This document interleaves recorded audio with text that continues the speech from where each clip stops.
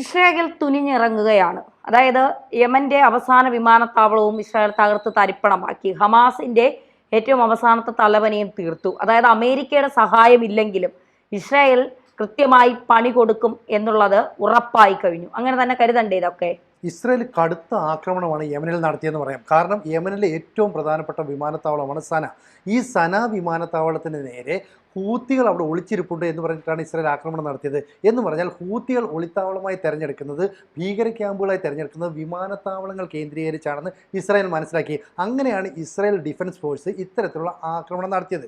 കഴിഞ്ഞ ദിവസം നടത്തിയ ആക്രമണത്തിൽ യമനിയ എയർവേസിൻ്റെ അവസാനത്തെ വിമാനവും തകർത്ത് കളഞ്ഞു. എന്ന് പറഞ്ഞാൽ ഇനി യമനിയ എയർവേസിന് വിമാനങ്ങളില്ലാത്ത അവസ്ഥയാണ്. ഏതാനും നാളുകൾക്ക് മുമ്പുണ്ടായ ആക്രമണത്തിൽ ഇതേ എയർപോർട്ടിൽ നിർത്തിയിട്ടിരുന്ന 3 വിമാനങ്ങളാണ് ഇസ്രായേൽ നശിപ്പിച്ചത്.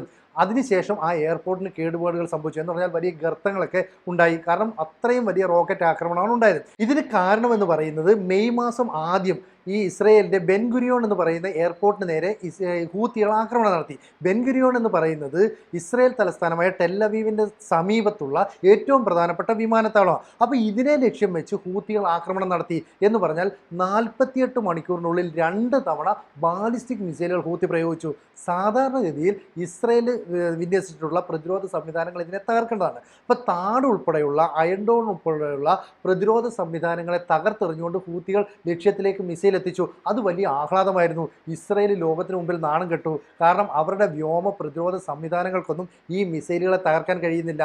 അന്നു മുതൽ തന്നെ ഇസ്രയേലി ഡിഫൻസ് ഫോഴ്സ് ഹൂത്തികൾക്ക് പണിയെടുക്കും, അല്ലെ ആക്രമണം നടത്തുമെന്ന് തീരുമാനിച്ചിരുന്നു. അങ്ങനെയാണ് കഴിഞ്ഞ ദിവസം ഹൂത്തികൾക്ക് നേരെ കടുത്ത ആക്രമണം ഇസ്രയേൽ നടത്തിയത്. അപ്പോൾ അവർ ലക്ഷ്യമിട്ടത് സന വിമാനത്താവളമാണ്. അപ്പോൾ സന വിമാനത്താവളം കേന്ദ്രീകരിച്ച് ഹൂത്തികളുടെ ഭീകര ക്യാമ്പ് അല്ലെ അവരുടെ താവളം പ്രവർത്തിക്കുന്നു എന്ന് ഇസ്രയേലി ഡിഫൻസ് ഫോഴ്സിന് കൃത്യമായിട്ട് വിവരം കിട്ടുന്നു. അങ്ങനെയാണ് അവിടേക്ക് ആക്രമണം നടത്തിയത്. നിലവിൽ അവർ പറയുന്നത് ഈ യമനിയ എയർവേസ് എന്ന് പറയുന്നത് അവിടെ നിന്ന് ഹജ്ജ് തീർത്ഥാടകരെ സൗദി അറേബ്യയിലേക്ക് കൊണ്ടുപോകാൻ നടത്തിയ വിമാനമാണ്. ഈ വിമാനത്തിന് നേരെ ആക്രമണം നടത്തി എന്ന് പറഞ്ഞാൽ ഇനി യമനിയ എയർവേസിന് ഒരു വിമാനം പോലും ഇല്ലാത്ത ഒരു സാഹചര്യം. അപ്പോൾ ഇസ്രായേൽ എന്തെങ്കിലും ഒരു കാര്യവുമായി തുനിഞ്ഞിറങ്ങിയാൽ അത് കൃത്യമായി നടപ്പാക്കും. ഇതാണ് ഇസ്രായേലിൻ്റെ പ്രതിരോധ മന്ത്രിയായ ഇസ്രായേൽ കാറ്റ്സ് പറഞ്ഞത്. കാരണം ഇസ്രായേൽ ഡിഫൻസ് ഫോഴ്സ് കുറച്ച് കാലമായി ഇതിനെക്കുറിച്ച് കൃത്യമായി നിരീക്ഷണം നടത്തിയായിരുന്നു. ഇതിന് ശേഷമാണ് ആക്രമണം നടത്തിയത്. അപ്പോൾ ഞങ്ങൾക്ക് നേരെ ആക്രമണം നടത്തിയാൽ, ഞങ്ങൾക്ക് നേരെ തിരിഞ്ഞാൽ ശക്തമായ പ്രതിരോധമുണ്ടാകും. ഇവിടെ മറ്റൊരു സംഭവം കൂടെ ഉണ്ട്. കാരണം അമേരിക്കയ്ക്കെതിരെയും ഹൂത്തികൾ ഇതുപോലെ ആക്രമണം നടത്തിയിരുന്നു. അന്ന് ഡൊണാൾഡ് ട്രംപ് ഹൂത്തികളെ പ്രതിരോധിക്കാൻ കഴിയാതെ വന്നപ്പോൾ അവരുമായിട്ട് ഒരു കോംപ്രമൈസ് ചർച്ചയ്ക്ക് പോയി. എന്നിട്ട് പറഞ്ഞു, ഞങ്ങളുടെ കപ്പലുകൾ രാജ്യാന്തര പാതയിലൂടെ പോകുമ്പോൾ ഹൂത്തികൾ ആക്രമിക്കരുത്, പകരം ഹൂത്തികളെയോ യമനെയോ ഒന്നും ഞങ്ങളും ആക്രമിക്കില്ല. അങ്ങനെ ഇവർ തമ്മിൽ ഒത്തുതീർപ്പിലെത്തിയപ്പോൾ ഇസ്രയേലിനെ ആക്രമിക്കാൻ ഹൂത്തികൾക്കുള്ള ലൈസൻസ് ആയിട്ട് അത് മാറി. അതുകൊണ്ടാണ് അവർ ഈ ബെൻഗുരിയോൺ വിമാനത്താവളത്തെ ലക്ഷ്യമിട്ട് ആക്രമണം നടത്തിയത്. അന്ന് പക്ഷേ ആളപായമൊന്നും ഉണ്ടായില്ല. കാരണം എന്ന് പറഞ്ഞാൽ ഈ മിസൈൽ വരുമ്പോൾ തന്നെ സൈറൺ മുഴങ്ങി ആളുകൾക്ക് കൃത്യമായിട്ട് ബങ്കറിലേക്കും മറ്റും മാറാൻ കഴിഞ്ഞു. പക്ഷേ ഈ വിമാനത്താവളത്തിന് പുറത്താണ് മിസൈൽ വന്ന് വീണത് എന്നതുകൊണ്ട് തന്നെയാണ് അവർ രക്ഷപ്പെട്ടത്. അതിന് തിരിച്ചടിയായിട്ടാണ് അവരുടെ യമനിലെ ഏറ്റവും വലിയ വിമാനത്താവളമായ സന വിമാനത്താവളം തന്നെ തകർത്തിരിക്കുന്നത്. ഇനി അവിടെ നിന്ന് UN-ൻ്റെ വിമാനങ്ങൾ അടക്കം പറന്ന് പൊങ്ങണമെങ്കിൽ ഈ എയർപോർട്ട് മീൻസ് അതായത് റൺവേ അടക്കം നവീകരിക്കേണ്ട ഒരു സാഹചര്യമില്ലേ? അതെ, തീർച്ചയായിട്ടും. ഈ യമനെ സംബന്ധിച്ചിടത്തോളം, ഹമാസിനെ സംബന്ധിച്ചിടത്തോളം, ഹൂത്തികളെ സംബന്ധിച്ചിടത്തോളം ഒക്കെ ഇസ്രായേൽ അവർക്കൊരു പേടി സ്വപ്നം തന്നെയാണ്. അമേരിക്കയെ പോലെയല്ല. അമേരിക്കയുടെ നിലപാടുകൾ എന്ന് പറയുന്നത്, ഇപ്പോൾ അമേരിക്കയുടെ നിലപാടുകൾ നമുക്ക് തന്നെ ചിന്തിക്കാൻ കഴിയും. എപ്പോൾ വേണമെങ്കിലും നിലപാട് മാറ്റാം എന്നുള്ള രീതിയിലേക്കാണ് അമേരിക്ക പോകുന്നത്. കാരണം അവർക്ക് അവരുടെ രാജ്യത്തെ സുരക്ഷ അതാണ് പ്രധാനം. അതിനുവേണ്ടി ആരെ കൂടെയും കൂട്ടുകൂടാം എന്നൊരു നിലപാട് ഇപ്പോൾ ട്രംപ് സ്വീകരിച്ചിരിക്കുന്നു. നേരത്തെ ഭീകരർക്കെതിരെയൊക്കെ ഞങ്ങൾ പോരാടും എന്നൊക്കെ പറഞ്ഞ ട്രംപ് ഇപ്പോൾ ചില നയങ്ങളിൽ നിലപാടുകൾ മാറ്റം വരുത്തിയിരിക്കുന്നു എന്നുള്ളതാണ് നമുക്ക് മനസ്സിലാക്കാൻ കഴിയുന്നത്. പക്ഷേ ഇസ്രായേൽ തുടക്കം മുതൽ ഒരുപാട് നിലനിൽപ്പിന് വേണ്ടിയുള്ള അവരുടെ പോരാട്ടമാണ്. ആ പോരാട്ടം വളരെ ശക്തമായി മുന്നോട്ട് പോവുകയാണ്. ഹമാസിനെ ഒരു തരത്തിലും വച്ച് വാഴിക്കില്ല എന്നുള്ള ഇസ്രായേലിന്റെ തീരുമാനങ്ങൾ, നിലപാടുകൾ. യഹ്യ സിൻവറിനെ തീർത്തു. അത് കഴിഞ്ഞ് യഹ്യ സിൻവറിന്റെ സഹോദരൻ മുഹമ്മദ് സിൻവറിനെ തീർത്തിരിക്കുന്നു. അവിടെ ഏതൊക്കെ നേതാക്കൾ, സൈനിക തലവന്മാരും ഒക്കെ ആയിട്ട് വന്നാലും അവരെയൊക്കെ അടിച്ചമർത്തുക, തീർക്കുക, ഗാസയ്ക്ക് സമാധാനം കൊടുക്കുക എന്നൊരു നിലപാട് ഇസ്രായേൽ സ്വീകരിക്കുന്നുണ്ട്. പക്ഷെ ഗാസയെ മുൻനിർത്തിക്കൊണ്ട് ഹമാസ് കാണിക്കുന്ന കൊള്ളരുതായ്മകൾ, ഈ ഗാസയിലെ ജനങ്ങളെ മുൻനിർത്തിക്കൊണ്ട് ഇസ്രായേലിനെതിരെ നടത്തുന്ന ചില നീക്കങ്ങൾ, ഇതൊക്കെ തടയുമ്പോഴാണ് ചില നിരപരാധികൾക്ക് കൂടി അവിടെ മുറിവേൽക്കുന്നത് എന്നുള്ളതൊരു യാഥാർത്ഥ്യം തന്നെയാണ്. അത് മറച്ചു വെക്കുന്നില്ല. പക്ഷെ ഇതിന്റെ ഒക്കെ പിന്നിൽ പ്രവർത്തിക്കുന്ന ഹമാസാണ്. ഹമാസിനെ തുരത്തുക, ഹമാസിനെ പൂർണ്ണമായും ഇല്ലാതാക്കുക എന്നുള്ളത് തന്നെയാണ്. ഹമാസിനോടൊപ്പം നിൽക്കുന്നവരെ കൂടി തീർക്കുക യമനായാലും ഹൂത്തികളായാലും ഒക്കെ ഇനി ഈ ഭീകരതയെ വളർത്തുന്ന, ഭീകരതയ്ക്കൊപ്പം രാജ്യത്തിന്റെ സമാധാനം തകർക്കുന്ന ഒന്നിനെയും വച്ചു വാഴിക്കില്ല എന്ന നിലപാട് ഇസ്രായേൽ സ്വീകരിക്കുമ്പോൾ മറുവശത്ത് എന്ത് ചെയ്യണമെന്നറിയാതെ ഇപ്പോ യമനിലെ ഏറ്റവും അവസാനത്തെ വിമാനത്താവളവും തകർത്ത് തരിപ്പണമാക്കിയെന്ന് പറയുമ്പോൾ എന്താ പറയുക, യമന്റെ കാര്യത്തിൽ ഒരു തീരുമാനം യമനെ നിന്ന് കത്തിച്ചു എന്ന് തന്നെ പറയേണ്ടി വരും എന്നുള്ളതാണ്. ശരിക്കും ഈ മുഹമ്മദ് സിൻവാർ എന്ന് പറയുന്നത് ഈ ഗസയിലെ ഹമാസിന്റെ അവസാനത്തെ തലവനാണെന്ന് പറയാം. നമ്മൾ നേരത്തെ പറഞ്ഞ യാഹ്യ സിൻവാറിന്റെ സഹോദരനാണ്. മെയ് 14 വളരെ ശക്തമായ ആക്രമണം ഇസ്രായേൽ ഗസ മേഖലയിലേക്ക് നടത്തിയിരുന്നു. അന്ന് ധാരാളം കെട്ടിടങ്ങൾ തകരുകയും ഈ മുഹമ്മദ് സിൻവാറിന് ഗുരുതരമായി പരിക്കേറ്റു എന്നുള്ള വിവരവും പുറത്തു വന്നിരുന്നു. പക്ഷേ മരണം സ്ഥിരീകരിച്ചില്ല.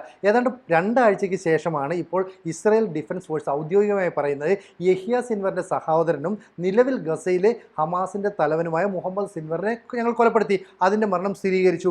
ഈ കല്ലറയ്ക്കുള്ളിൽ നിന്ന്, അതായത് ഈ കെട്ടിടങ്ങൾ ഇടിഞ്ഞു പൊളിഞ്ഞ് കിടക്കാണല്ലോ, അതിൻ്റെ ഉള്ളിൽ നിന്നാണ് ഈ മൃതദേഹം കണ്ടെത്തിയത്. അങ്ങനെയാണ് ഇസ്രായേൽ ഡിഫൻസ് ഫോഴ്സ് ഈ മരണം സ്ഥിരീകരിച്ചത്. ഇപ്പോൾ ഹമാസിന്റെ അവസ്ഥ എന്താ? നേതൃത്വമില്ലാതെ ചിതറിക്കിടക്കുന്ന ഒരു കൂട്ടം ഭീകരവാദികൾ, തീവ്രവാദികൾ. മാത്രമല്ല അവർക്കിടയിലും പ്രശ്നമുണ്ട്. കാരണം അവർക്ക് കൃത്യമായിട്ട് ശമ്പളം കിട്ടുന്നില്ല. അത് ഞങ്ങൾ എങ്ങനെ മുന്നോട്ട് പോകുന്നു?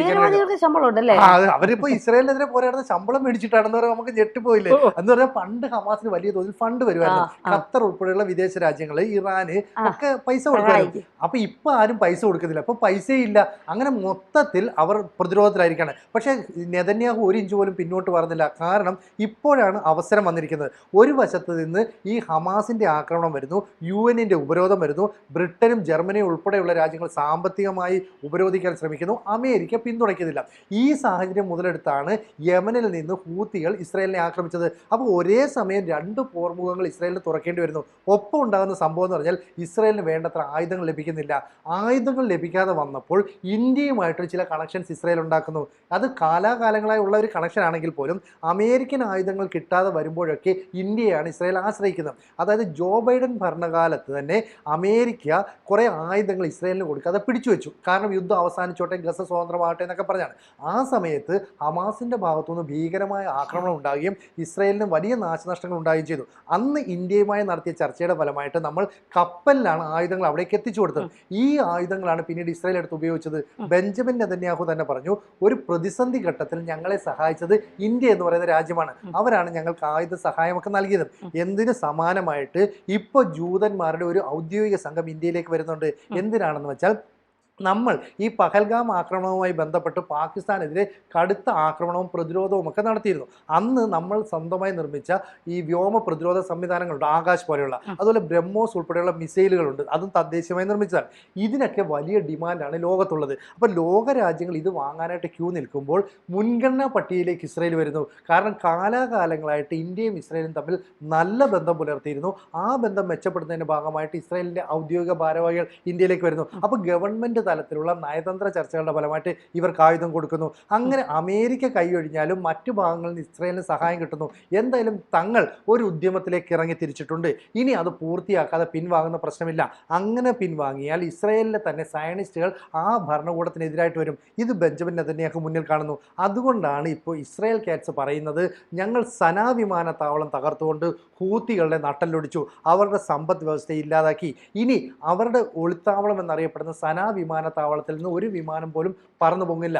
യമനീസ് എയർവേസിൻ്റെ ഒരു വിമാനങ്ങളും ഇല്ലാത്ത രീതിയിൽ ഞങ്ങൾ തകർത്തു. ഇതിന് കാരണം ഞങ്ങളുടെ ബെൻ ഗുരിയോൺ എന്ന് പറയുന്ന വിമാനത്താവളത്തിന് നേരെ അവർ നടത്തിയ ആക്രമണമാണ്. അപ്പം ഞങ്ങൾ നടത്തിയ തിരിച്ചടിയാണ്, പ്രതിരോധമാണ്. ഇത് തന്നെ ഇസ്രായേൽ കാറ്റ്സും പറയുന്നു, ബെഞ്ചമിൻ നെതന്യാഹുവും പറയുന്നു, ഞങ്ങൾ നടത്തുന്നത് പ്രതിരോധമാണ്. ഞങ്ങളെ ആക്രമിക്കാൻ വരുന്നവരടുത്ത് കൈകെട്ടി നിന്നിട്ട് കാര്യമില്ല. അപ്പോൾ യഹ്യ സിൻവറിൻ്റെ സഹോദരനായ ഈ പറയുന്ന മുഹമ്മദ് സിൻവറിനെ കൊല്ലുന്നു, ഇപ്പുറത്തേക്ക് ഹൂത്തികളുടെ ആക്രമണത്തെ പൂർണ്ണമായിട്ടും ഇല്ലാതാക്കുന്നു. അങ്ങനെ ഒരു വലിയ കുതിച്ചുചാട്ടത്തിലേക്ക് ഇസ്രായേൽ പോകുന്നു എന്ന് പറഞ്ഞാൽ ഒട്ടും അത്ഭുതപ്പെടേണ്ട. തീർച്ചയായിട്ടും ഇസ്രായേൽ കുതിക്കുക തന്നെയാണ്. അവരുടെ നേരത്തെ സൂചിപ്പിച്ചതുപോലെ അവർക്ക് നിലനിൽക്കണം. അവരുടെ രാജ്യത്തെ ജനങ്ങൾക്ക് സമാധാനം വേണം. ഭീകരതയെ വേരോടെ പിഴുതെറിയണം. ഇത് തന്നെയാണ് ഇസ്രായേൽ ആഗ്രഹിക്കുന്നത്. അത് നടപ്പിലാക്കുന്നത് വരെ അവർ പോരാടുക തന്നെ ചെയ്യും. കൂടുതൽ വാർത്തകളും വിശേഷങ്ങളും നിങ്ങളിലേക്ക് എത്താൻ ABC മലയാളം സബ്സ്ക്രൈബ് ചെയ്യുക, ബെൽ ബട്ടണും അമർത്തുക.